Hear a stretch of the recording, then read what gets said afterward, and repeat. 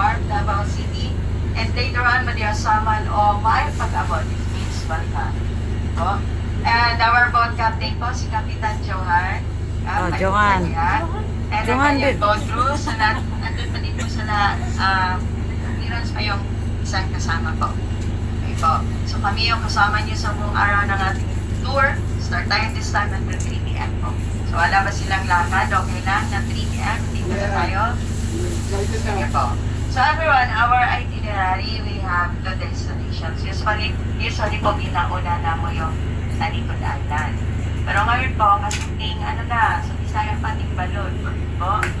O yung, Baby. na po yung maalon yung mga kanakon. So unahin po natin ang Saman Island. So our first stop would be, it's either Wishing Island or Diaz Island. So pagpilian natin yung dalawa. Kapag karating natin doon ay maalo na Wishing Island, we have the Diaz Island po for our first Sa sunod stop. island?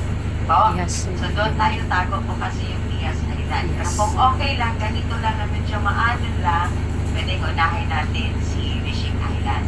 Doon sa Wishing Island, akyat tayo sa pinakamaliit na island ng buong Saman at mag-wish. O, ready ba kayo? Make a wish. So, yan po yung ato ang magiging first stop. Pwede din tayong mag-snorkeling sa Wishing Island po. And our second stop, Ilocong Sandbar. Yun naman po yung makababa tayo. Sana maabutan natin yung low tide. Makababa tayo sa Sandbar. Sandbar. Yung nag-offer din po ng rides like banana boat and dragon boat. Oh. Sana Banana andun boat. sila. Baka gusto nyo mag-ride. Pero kung wala yung rides doon na nag-offer. Meron naman po yung area, yung isang area talaga o resort na nag-offer ng rides. Lahat ay merong rides. Doon po yung lahat ng rides like banana boat, one wagon, hurricane, UFO, flight beach. Baka gusto nyo lahat ay mag-rides po. Pwede tayo mag-rides. Depende po yan sa inyo po. And yung magiging third stop natin, yung Sabag Cliff, kung saan naman mag-jump off tayo. Everyone, meron ba tatanong mag-jump off? Yeah, meron. Piroli. Luya. Sige po. Punta tayo doon. Basta po okay ang exploration sa dagat, hindi maalon at hindi malakas ang current. So doon tayo. Po. And our fourth stop, the Angels Cove.